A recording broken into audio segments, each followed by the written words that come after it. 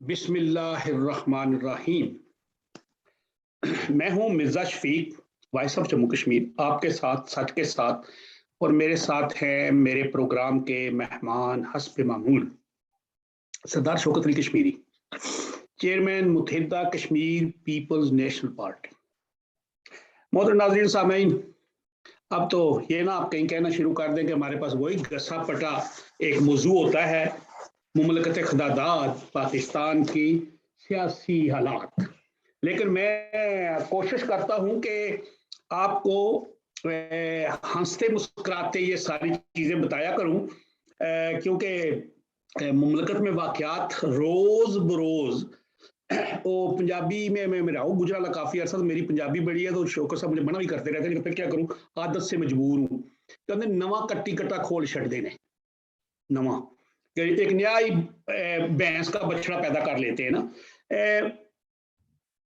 कहते हैं कि अजीब अजीब वाकयात होते हैं। अगर हम साबका अदवार में ना भी जाए ना, 2017 देख लें, ये पुराना नहीं है, क्योंकि ये तो अभी भूला नहीं है ना। अगर मैं 48, 53, 58 ये लंबे वाकयात हैं, तो इनमें तो मुझे मैं समझता हूँ कि जो हमारे नए नौजवान हैं, उनको तो बेचारों को वो पैदा ही 1980 या 70 की दहाई में।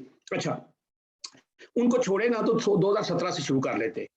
टीएलपी ने धरना दिया, आखिर रियासत के बड़ू ने उनको जेब खर्चा दे के वापस कर दिया, घर भेज दिया। वो फिर कोई 2020 में फिर आ गए, 19-20 में। तो मामला तो इन सालों से शुरू हुआ, सफीर फ्रांस की बेदखली तक चला गया। होता हुआ मामला समझौता के बाद खादम हुसैन रजवी साहब मद्दजिल आली दाम बरकात हो रहमतुल्लाह अलैह की वफात पे खत्म हुआ। उसके बाद 6 माह बाद फिर एक आ गया, टीएलपी दोबारा मैदान में अमल में आ गई।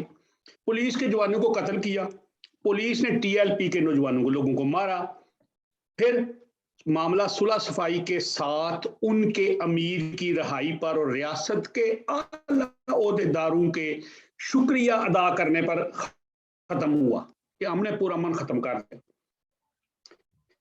फिर रियासत के हुकूमत के बड़े बड़े टॉप लोगों ने जाके हार भी पहनाई, जफियां भी डाली और कहा जी कि जो कुछ हो गया, अब आइंदा ऐसे नहीं होगा। उसके बाद फैसलाबाद, अभी सॉरी सियालकोट का वायदा हुआ, तो वहां पे जो नाइक के जो श्रीलंकन वो जो थी, उनको कत्ल करके लाश जला दी गई। 150 बंदा पकड़ा गया। आज वजीर आजम पाकिस्तान ने एक बड़ी खुशखबरी सुनाई है कल लोगों को। क्या कहा है कि वो जो कंपनियां हैं ना, जिनके वो जर्मनी वर्मनी में बिजनेस थे या जिनके वो कपड़े बेचते थे, उन्होंने $1 लाख इकट्ठा करके उस फैमिली को देना है। और उस शख्स की जो तनख्वाह थी ना, वो उसकी बीवी की जिंदगी और उसके बच्चों की जिंदगी यानी मिलती रहेगी। लेकिन मैंने सोचा इस सारी जिंदगी तो उसको मिलेगी, लेकिन इसमें मुमलकत खदादात का क्या हिस्सा है? खुशखबरी तो वज़ीर आज़म पाकिस्तान ने सुना दी। हम मजहबी मामलात में बहुत कफील हो जाते हैं, खुद कफील होते हैं। सियालकोट के वाकया के 2 दिन बाद क्या हुआ है, फैसलाबाद में कल 3 औरतों को मादरजाद बरहना करके उन पे तशद्दुद किया गया और कहा यह गया ये चोर थी, हालांकि वो चोर नहीं थी। अगर चोर होती भी तो उन पे ये जुल्म नहीं था। और कल ही सरगोदा में खातून को किराया ना देने की बिना पे उस पर तशद्दुद किया गया और जुल्म सितम किया गया। और आज एक और बात बताता हूँ, पाकिस्तान मुल्क खदादात पाकिस्तान में निज़ाम इंसाफ कितना आला है। 2012 में एक लड़का कत्ल कर दिया जाता है, बुट्टर जगह गांव का है सियालकोट में, और वो कातिल फरार हो जाता है, वो बैरून मुल्क चला जाता है। 2012 के बाद उसकी मां इंसाफ के लिए मुतलाशी है, पुलिस प्रोसिक्यूटिंग सब अदालतें बेबस हैं, और वो बंदा वापस पाकिस्तान अपने घर से, उसको बता दिया होगा कोई बात नहीं आ जाओ, चला गया। अब उस मकतूल की मां जो मुदैया थी, उसने उस बंदे की रेकी शुरू कर दी। करने के बाद जब उसको नजर आया है तो उसने उसको कत्ल कर दिया है। अब वो मुदैया कातला बन के उसी थाने में, उसी कचहरी में, उसी प्रोसिक्यूटर ऑफिसर के पास एक मुल्जमा नहीं मुजरमा बन गई। उसने कहा मुझे कोई मसला नहीं, मैंने इंसाफ नहीं मिला, अब मैंने इंसाफ ले लिया। अब हम चलते हैं शौकत अली कश्मीरी साहब के पास। अस्सलाम वालेकुम जी। जी वालेकुम सलाम। सर गल्ला बड़ियां सन, बेशुमार बातें हैं ना, لیکن سیاسی بات ایک ہی ہے کہ نواز شریف صاحب کو یاس صادق ملنے پہنچ گئے ہوئے ہیں، اور انہوں نے کہا ہے کہ وہ ہم جی ایچ کیوں بھی جاتا رہتا تھا میں، اور جاتے آتے تھے، کوئی مسئلہ نہیں، میرے رابطے ٹھیک ہیں۔ اور میرا خیال ہے خورشید شاہ فارمولہ جو ہے وہ کوئی اس پہ بات ہو رہی ہے، جو زرداری صاحب بول رہے ہیں نا یا دوسرے تیسرے، یہ سب ایک وہ کیا کہتے ہیں، وہ مرغیوں کی لڑائی والی ہو رہی ہے بات۔ جناب اب آپ کے پاس ہے جی سارا وقت۔ بات یہ ہے جناب کہ یہ جتنے بھی واقعات ہیں، عورتوں کو فیصل آباد میں ننگا کر کے ان پہ تشدد کرنا، یا کرایہ نہ دینے کے جرم میں عورت کو مارنا پیٹنا، یا کسی ماں کے لخت جگر کو قتل کر دیا، ملزم مفرور ہو گیا، بیرون ملک چلا گیا، اور واپسی پہ وہ مر گیا، ماں نے مار دیا، اپنے بیٹے کا انتقام لے لیا، اور وہ اب گرفتار ہے۔ جی آپ نے کو شاید پتا ہو کہ ٹرانسپیرنسی انٹرنیشنل نے ایک رپورٹ شائع کی ہے، رپورٹ ہے لیکن آج میں نہیں کر سکتا، ٹائم ہی نہیں ہے نا، آپ بتا دیں نا، آپ بتائیں آج۔ جس میں اس نے کہا کہ پاکستان کے دی موسٹ کرپٹ ادارے دو ہیں، جوڈیشری اور پولیس ہے نہیں، پولیس اور جوڈیشری۔ اور چلے گی۔ آج اگر پاکستان میں یہ دیکھیں تو بچے بچے کی زبان پہ جوڈیشری ہے کہ کس طرح وہاں انصاف کے نام پہ بے انصافیاں ہوتی ہیں، اور اسٹیبلشمنٹ کی جانب سے جتنی بھی کنسپیرسیز ہوتی ہیں کسی بھی فرد کے خلاف یا اداروں کے خلاف یا جمہوریت کے خلاف، اس کو جوڈیشری کس طرح ایگزیکیوٹ کرتی ہے اور اسٹیبلشمنٹ کو خوش اور سویلین اداروں کو کمزور کرتی ہے۔ ایک لمبی تاریخ۔ پاکستان میں بڑھتی ہوئی انتہا پسندی، دہشت گردی، گنڈا گردی، موب لنچنگ، ان سارے واقعات پہ علامہ جاوید احمد غامدی نے اس پر اظہار خیال فرمایا، اور وہ ان کی ویڈیو جو ہے وہ یوٹیوب پہ بھی اویلیبل ہے۔ انہوں نے کہا کہ اصل میں یہ جو مذہبی انتہا پسندی ہے، جی اس میں سب سے پہلے وہ اسکالر جن کو مذہبی اسکالر کہا جاتا ہے وہ اس کے ذمہ دار ہیں۔ دوسرا انہوں نے کہا کہ لیجسلیٹر اس کے ذمہ دار ہیں، جی جو اس دباؤ کے اندر آ کے ایسے قوانین بناتے ہیں جن کو نہ قرآن اور نہ سنت اس کی تائید کرتی ہے، لیکن وہ قرآن اور سنت کے نام پہ ایسے لوگوں کے دباؤ میں، ایسی پارٹیوں کے دباؤ میں ایسے قوانین بناتے ہیں، اور وہ قوانین پھر لوگوں کو جواز فراہم کرتے ہیں اس طرح کے واقعات کی۔ اس میں انہوں نے کئی ایک واقعات وہ کیے کہ جب خاص کر کے انہوں نے علم دین، جن کو غازی علم دین کہا جاتا ہے، اس قتل سے انہوں نے ان واقعات کی کڑیاں ملائی، اور نے کہا کہ بیسیکلی اگر علماء کرام کی رسپیکٹیو اب کسی بھی مکتب فکر کے عالم دین کے خطبات کو، ان کی مجالس میں ہونے والی تقاریر کو، تو جو سادہ لوگ ہیں جن میں یہ صلاحیت موجود نہیں ہے کہ وہ کوئی دین فہمی کی اس مدارج پہ ہوں کہ وہ کوئی تجزیہ کر سکے، وہ ہی مفہوم لیتے ہیں کہ ہم یہ اس دنیا میں تو ہمیں کچھ ملتا ہے یا نہیں ملتا، لیکن اگر کسی ایسے شخص پہ جس پہ یہ الزام ہو، تو اگر اس کو قتل کر دیا جائے اور اس کے بدلے میں جنت مل جائے تو یہ کوئی گھاٹے کا سودا نہیں ہے۔ بہرحال وہ اس کو میں اصل میں آج آپ کو بھی وہ فارورڈ کرنے والا تھا، پھر کوئی مہمان آ گئے تو ان کے ساتھ بیزی ہو گیا۔ جی یہ تو ان کی فائنڈنگز ہیں، اور انہوں نے امام ابو حنیفہ کے حوالے سے بھی بات کی کہ یہ بہت سارے اسکالرز یہ جانتے ہیں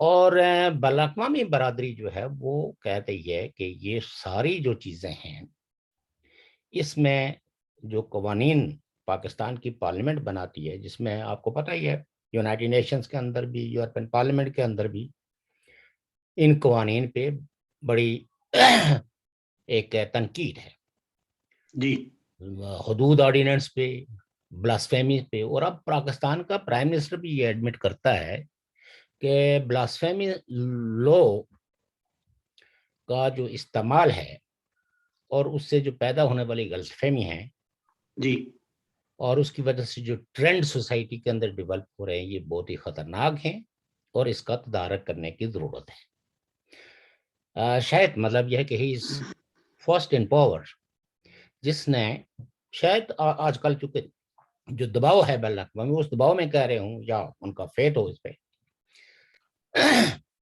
یورپین پارلیمنٹ میں 3 دسمبر 2021 سے پاکستان کے ساتھ ہیں نیگوسیشنز ہو رہی ہیں، اور 7 دسمبر کو شاہ محمد قریشی سے بھی ملاقات ہوگی. اس میں یورپین یونین نے جو پاکستان کے ساتھ مطالبات اٹھائے ہیں کہ دیکھو ہم نے تو پاکستان کی ترقی یا پاکستان کی بھلائی کے لیے یہ اقدامات کیے ہیں، لیکن اس کے بدلے میں جو آپ نے وعدے کیے تھے ان وعدوں کو ٹھیک ہے کہ ایف اے ٹی ایف کے حوالے سے کچھ لیجسلیشن. اچھا ٹھیک ہے، یہ فیٹف کے حوالے سے بات ہو رہی ہے میرا خیال ہے ساری. نہیں، فیٹف کے حوالے سے نہیں، انہوں نے فیٹف کے حوالے سے یہ کہا کہ کچھ لیجسلیشن جو آپ نے کی ہے وہ بڑی انکریجنگ ہے اور ہم اس کو قدر کی نگاہ سے دیکھتے ہیں، لیکن 2-3 پوائنٹ ابھی ہیں نا اس میں انہوں نے کہا کہ پاکستان جی fail to address the minority rights. دوسرا انہوں نے کہا کہ Pakistan still fail to address the abuse of blasphemy laws, ordinance اور misuse of the religion اور سول سوسائٹی کی اسٹرینتھ کے لیے کسی قسم کا کوئی اقدام نہیں کیا گیا، جمہوریت کے استحکام کے لیے کوئی اقدام نہیں کیا گیا، اور نہ کوئی ایسی جوڈیشل ریفارمز کی گئی ہیں جس سے کہ لوگوں کو فوری، سستا اور حقیقی معنوں میں انصاف مہیا ہو. میرے پاس وہ رپورٹ پوری پڑھی ہوئی ہے جی. اس میں چند ایک چیزیں جو ہے وہ مثلا انہوں نے ایک یہ کہا کہ the EU raised concern regarding case of torture, enforced disappearances, access to justice, the misuse of blasphemy law, freedom of expression and media freedom, as well as freedom of religion and belief. The EU inquired about steps taken by the government of Pakistan to counter extremist forces promoting hatred and intolerance, creating harm to society and putting a stand on Pakistan international relations.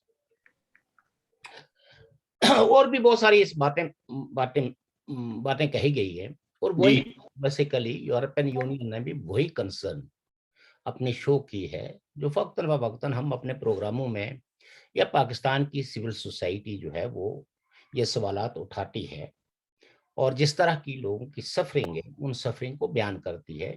European union نے ان سب کو اپنے account میں لے کے تو concern quarters کو یعنی پاکستان کی پالیسی میکنگ باڈیز کو اپنی کنسرن سے آگاہ کیا ہے کہ ان میں آپ کو پیش رفت کرنی ہے، ورنہ نہیں تو آپ معاہدوں کی خلاف ورزی میں ملوث پائے جائیں گے. اور یورپین یونین جو ہے وہ اس پہ کوئی بھی قدم اٹھا سکتی ہے.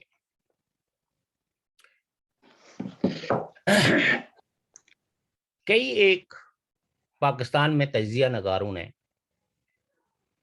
صحافیوں نے جو کافی ان امور پہ دسترس بھی رکھتے ہیں، انہوں نے جو ہے وہ تحریک لبیک کے قیام، اس کے بڑھوتری اور یہ ساری چیزوں پہ بھی گفتگو کی ہے. ان باتوں کو دہرانے کا کوئی فائدہ نہیں، جو پاکستان میں نہیں وہ تو ہے نہیں کرتے ہیں وہ وقت کا ضیاع ہے. نہیں میں بھی زیادہ نہیں، مجھے بھی ڈر لگتا ہے. نہیں وہ ڈر اور نہ ڈر کی بات نہیں ہے. بات یہ ہے کہ سر کوئی پتہ چلیں آپ، میں یہ نہیں کہتا ہوں کہ آپ دلیر بنیں یا جرات کا مظاہرہ کریں. دیکھیں یہ ہر آدمی کو اپنے زندگی کا یا اپنے اپنے وہ نظریات اور اپنی ضرورت ہے لیکن ضرورت مندی تو ضرورت تو ہے نا، نہیں اس کا احساس ہوتا ہے. اور کسی آدمی کو دلیری کے لیے مجبور نہیں کرنا چاہیے. یہ آپ انسان کا اپنا اندر کا انسان ہوتا ہے کہ وہ موت اور زندگی کے درمیان کسی دن آپ سے 2-3 کافیاں مزید پیئیں گے تو پھر انشاءاللہ طاقت ہوگی. تو بات یہ ہے کہ یہ ہے کہ یہ حقائق ہیں، اور حقائق یہ ہیں کہ پاکستان کی سوسائٹی دن بدن ایک زوال پذیر سوسائٹی ہے. بالکل جی. زوال کی نشانیاں ہمارے لوگ عام طور پر کہتے ہیں اخلاقی گراوٹ، لیکن اگر ان سے پوچھا جائے کہ اخلاق کہتے کسے ہیں تو وہ اس کو ڈیفائن نہیں کر پاتے. مردہ ضمیر. اور بات یہ ہے کہ جب عالمی ادارے جن کے پاس وہ سارے وسائل ہیں ریسرچ کے، وہ اگر ریسرچ کر کے تو یہ بتائیں کہ پاکستان کی سوسائٹی کے 2 مین پلرز جو ہیں وہ اتنے کرپٹ ہیں، تو یہ جتنے واقعات ہیں یہ تو بیسیکلی یا تو کچھ پولیس سے جڑے ہوئے ہیں یا انصاف سے جڑے ہوئے ہیں. آپ نے جو واقعہ بیان کیا وہ بے انصافی کا ہے کہ ایک خاتون اس نے شاید اور اچھی بلی موتبر خاتون، یہ نہیں کوئی ایسی موتبر خاتون نا معتبر، ہر دنیا کی تمام خواتین محترمی ہیں جی. کوئی خاتون جو ہے نہیں کوئی ہوتا ہے نا بندہ کو تھوڑا جا بہت ہی ڈنگا آپ یہ کہہ سکتے ہیں کہ مؤثر خاتون ہے، مؤثر خاتون ہے، لیکن مطلب معتبر تو سبھی ہے نا لفظ. لیکن نا لفظوں کا جو چناؤ ہے نا، سارے لوگ ہماری نظر میں ریسپیکٹڈ ہیں تا وقت ہے کہ وہ کوئی ایسا گناونا جرم نہ کرے جو میرا سوری معذرت چاہتا ہوں، مقصد تھا کہ ٹھیک ہے میں آپ کی متعارف خاتون تھی وہ. میں آپ کی نیت پہ کبھی بھی شک نہیں کرتا ہوں. بعض دفعہ ہوتا ہے فلو میں ہم ظاہر ہے کہ ایک وربل پروگرام کر رہے ہیں، کوئی ریٹن پروگرام نہیں کر رہے ہیں. اس میں لفظوں کا چناؤ بعض دفعہ درست نہیں ہو پاتا فلو میں. جی کہیں نہ کہیں میں معذرت چاہتا ہوں جی. اب اس کا حل کیا ہے؟ عمران خان صاحب کہتے ہیں کہ سیالکوٹ کے واقعے نے پوری قوم کا سر شرم سے جھکا دیا. اس کے کاؤنٹر میں کئی ایک لوگ کہتے ہیں کہ جی یہ تو کیا بات کی ہے انہوں نے. کئی لوگ یہ کہتے ہیں کہ یہ واقعات کی تو ایک کڑی ہے، اس سلسلہ وار واقعات ہیں. کیا یہ پہلی دفعہ واقعہ ہوا ہے جس سے قوم کا سر شرم سے جھکا ہے؟ اور کچھ لوگوں نے اس سے بھی آگے باتیں کی ہیں، ان کو دہرانا مناسب نہیں ہے. لیکن میں ابھی بھی یہ سمجھتا ہوں کہ جو فساد کی جڑ ہے اس کو کوئی ایڈریس نہیں کر رہے. مثلا اگر پاکستان کا جو قانون ہے کسی آدمی کو مجرم قرار دیتا ہے اور دوسرا کوئی بندہ اس کو اپنا ہیرو، اپنا لیڈر، اپنا رہبر، اپنا رہنما، اپنا اسپرچل ہے، تو اس کے لیے قانون کو اپنا کورس تو لینا چاہیے. ہیرو ہے تو ہیرو ہے. ہم تو یہ نہیں کہتے کہ وقت کی عدالتوں نے جس کو مجرم قرار دیا ضروری نہیں ہے کہ وہ مجرم ہی ہو، لیکن جو چیزیں فساد کی جڑ بنی ہوئی ہیں پاکستان کی سوسائٹی میں، جس کی وجہ سے پاکستان میں لوگ جنت میں جانے کا انہوں نے ایک آسان، وہ اپنے اعمال پہ غور نہیں کرتے، وہ اپنے عقیدے پہ غور نہیں کرتے، وہ اپنی انسانی اقدار پہ غور نہیں کرتے، وہ اپنی زندگیوں کو قرآن اور سنت کے مطابق چلانے کے لیے بالکل تیار نہیں ہے. لیکن جس آدمی پہ محض الزام شک کی بنیاد پہ اس کو قتل کر کے جنت میں جانے کا یہ ایک آسان نسخہ لوگوں کے ہاتھ آ گیا. اس آسان نسخے کو مشکل بنانا یہ ریاست کا کام ہے، اور ان لوگوں کا جن کا سوسائٹی پہ کوئی اثر سوکھ ہے یا جن کو لوگ یہ سمجھتے ہیں کہ ان کو باقی لوگوں کی نسبت زیادہ دین فہمی ہے. دیکھیں نا، آپ اور ہم چاہے اگر قرآن کی آیتیں پڑھ پڑھ کے بھی سنائیں. میں آپ کو ایک واقعہ سناؤں. ہجیرہ میں ہماری پارٹی کا کنونشن تھا، تو کچھ لوگوں نے مشہور کر دیا کہ یہ جو پارٹی ہے یہ دہریوں کی پارٹی ہے، جو اسلام کو نہیں مانتی، جو جہاد کو نہیں مانتی، اور یہ وہ اس طرح کے. تو لہٰذا ایک بڑے عالم دین تھے ہجیرہ میں دو بڑے مراکز ہیں، ایک دیوبندیوں کی مسجد ہے اور ایک بریلویوں کی مسجد ہے. جی. تو بریلوی جو علامہ تھے ان کے پاس جب گئے تو انہوں نے کہا یار میں کوئی ایسا فتویٰ جاری نہیں کرتا ہوں تا وقت ہے کہ میں ان کے کسی جلسے کی پروسیڈنگز یا کوئی ایسی اسپیچز جو ان سے لگے جی جی کہ ان کی دین فہمی یا دین کو یہ غلط قرار دیتے ہیں کہتے ہیں. جی تو ہم بات کریں گے. تو ہوا یہ کہ ہم وہ پہلے تو بڑے بڑے دعوے تھے نا، میں اس بحث میں نہیں جاتا ہوں کہ ہم نہیں کرنے جی دیں، جی وہ تو ہو گیا. کل آپ نے بتایا تھا وہ بھی. تو مجھے کچھ لوگوں نے کہا کہ جی آپ یہ جو بڑا پروپیگنڈا ہے اس پہ بھی آپ نے اپنی تقریر میں توجہ دینی ہے. اور ہمارے ساتھ بھی بہت سارے ایسے علماء موجود تھے جب میں ادھر موجود تھا، لیکن بیچارے ان کو ان کی آواز ایسے ہی تھی جیسے کانگریس پارٹی میں جو ہے وہ کئی علماء کرام جو کانگریس پارٹی کے ساتھ تھے تو ان کو مسلم لیگ والے کہتے تھے یہ تو کانگریس کے شو بوائے ہیں. تو میں نے خیر کافی جو قرآن کی آیات کے حوالے سے اپنا جو مطمئن نظر تھا اور جو مروجہ پان اسلامک تھا اس پہ میں نے ایک سیر حاصل جو ہے وہ آپ کہہ سکتے ہیں تقریباً وہ شاید آج بھی یوٹیوب پہ موجود ہو. یہ 1992-3 کی بات ہے. اچھا.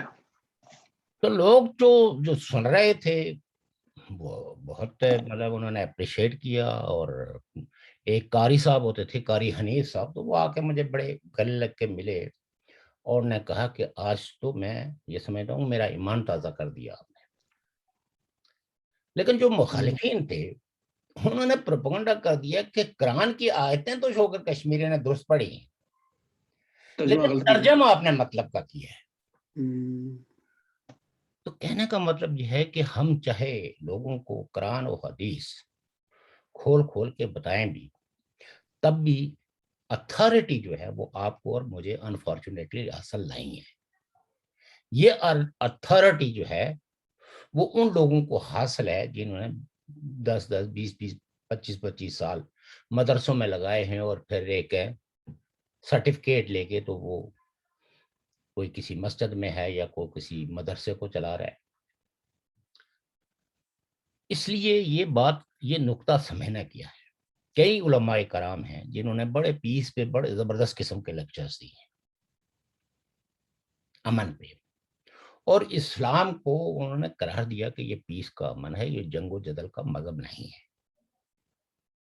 لیکن انفارچونیٹلی ان کے مقتدی بھی ان انتہا پسند پارٹیوں کے زیر اثر ہیں. وہ اپنے ان علماء کو جو ہزاروں کی تعداد میں ان کی تقاریر سننے کے لیے جمع تو ہوتے ہیں لیکن وہ ان کی اس بات سے متاثر نہیں ہے، چونکہ یہ ایک پاپولر بیانیہ امانگ دا مسلم سوسائٹیز بن گیا ہے، لڑائی کا، جھگڑے کا اور دوسروں کو مارنے کا. تو یہ جب تک کہ اسٹیٹس جو ہے نا اپنی پالیسیوں کو نہیں بدلتی، ایسے ہی جیسے ریاستیں، وہ مسلم ریاستیں جو کہیں نہ کہیں اپنے مخالفین کو دبانے کے لیے، ان کو نقصان پہنچانے کے لیے اس کارڈ کو جب تک وہ خود بھی استعمال کرنا بند نہیں کرتی تب تک سوسائٹی کے اندر یہ انتہا پسند آنا چاہے آپ جتنی ایک دفعہ بلند بانگ دعوے کر دیں لیکن اس کے اثرات سوسائٹی میں ٹرانسلیٹ نہیں ہوں گے. اور پھر یہ ہے کہ جب تک کہ تحقیق کر کے، جیسے ایسے ہی انہوں نے بھی یہ کہا گاندھی صاحب نے کہ جو دھرنا تھا فیض آباد کا اس پہ ایک تحقیقاتی کمیشن بنا اور اس نے ایک کمپریہنسو رپورٹ مرتب کر کے ہوا کیا کہ بجائے اس رپورٹ کے مدرجات پہ سنجیدگی سے ادارے بیٹھ کے غور کر کے اس پہ کوئی ایکشن پلان کرتے، انہوں نے جس نے یہ رپورٹ دی اسی کو آج 2 سال سے نشانہ بنایا ہوا ہے، اور وہ بیچارہ جج جو ہے وہ اپنا دفاع میں لگا ہوا ہے. اور کوشش آ رہی یہ ہے کہ ایسا جو انڈیپینڈنٹ جج ہے یہ سپریم کورٹ کا چیف جسٹس نہیں بننا چاہیے. اور آپ یہ دیکھیے یہ واقعات میں ہم کئی دفعہ سنا بھی چکے ہیں، لیکن ریپیٹ کرنے کا مطلب یہ ہے کہ جو کم از کم جو ہمارے ناظرین ہیں وہ اس بات کو دیکھیں سمجھیں کہ پاکستان کی سوسائٹی کے جو مختلف اداکار ہیں، جو اداروں کے طاقتور سربراہان ہیں، وہ اپنی ان پالیسیوں سے باز نہیں آئے ہیں، وہ کنٹینیو کیے ہوئے ہیں. لہٰذا اگر کوئی یہ سمجھتا ہے کہ اس طرح کا پھر کوئی واقعہ نہیں ہوگا وہ بہت غلطی بھی ہے. ایک چھوٹی سی عرض کروں ساتھ ساتھ. جی کر لیں. ایک بڑے نامور وکیل ہیں، انہوں نے مجھے ان کا نام میرے ذہن نہیں کر رہا ہے، انہوں نے کل آج ایک بہت بڑا ایک کیا ہے. انہوں نے کہا جی کہ عمران خان صاحب کو ایک وکیلوں کا وفد ملا ہے 2 بنی گالہ میں. تو عمران خان صاحب نے کہا جی میری مدد کرو قاضی فائز عیسیٰ نو اٹوان وچ ہٹانے کے لیے میری مدد. آپ کو پتا ہے مدد کس کی ہوگی، وہ عمران خان کی مدد کیا ہے، مدد کسی اور کی ہے لیکن نام عمران خان کا ہے. تو جب یہاں اب جج صاحب کی بات آپ نے کی ہے، شوکت صاحب عزیز صدیقی صاحب کی، کل ان کو ادھر وہ روسٹروم پہ 2 ججوں نے کیا کہا جی وہ جی کوڈ آف کنڈکٹ یہ تھا تو وہ تھا، تو آپ یہ ہیں. بات تو ابھی بھی نہیں سن رہے ان کی، وہ اب تو ریٹائر بھی کر دیا. دیکھیے ایک بات جو ہے نا یہیں سے یہی میں نشاندہی کرنا چاہتا کہ ایک جج آف ہائی کورٹ جی آن اوتھ جب یہ کہتا ہے کہ مجھے پریشرائز کیا گیا جی کہ آپ نواز شریف اور مریم نواز صاحبہ کی ضمانت نہیں لینی ہے، نہیں لیں گے بالکل، بجائے اس کے کہ عدلیہ جو ہے وہ اس جج کو چلے جی ہم 2 منٹ کے لیے فرض کر لیتے ہیں کہ جی مس کنڈکٹ ہوا، بٹ یہ واقعہ تو تحقیق طلب ضرور ہے نا. اس پہ کورٹ کاگنیزنس لینے کے بجائے وہ وکیلیں کو کہہ رہے ہیں کہ آپ ریڈ لائن کراس کر رہے ہیں. یعنی کیا ریڈ لائن کراس ہے؟ انہوں نے کہا کہ جناب جو اس وقت جوڈیشل کمیشن بنا اس جوڈیشل کمیشن پہ آئی ایس آئی کا اثر زیادہ تھا، اور حامد خان کوئی چھوٹے موٹے وکیل نہیں ہے، پاکستان کے شاید 2-3 نامور وکلا میں ان کا نہ صرف اثر ہے بلکہ وہ وکلا تحریکوں کے رہنما بھی ہیں، اور ان کی بہت بڑی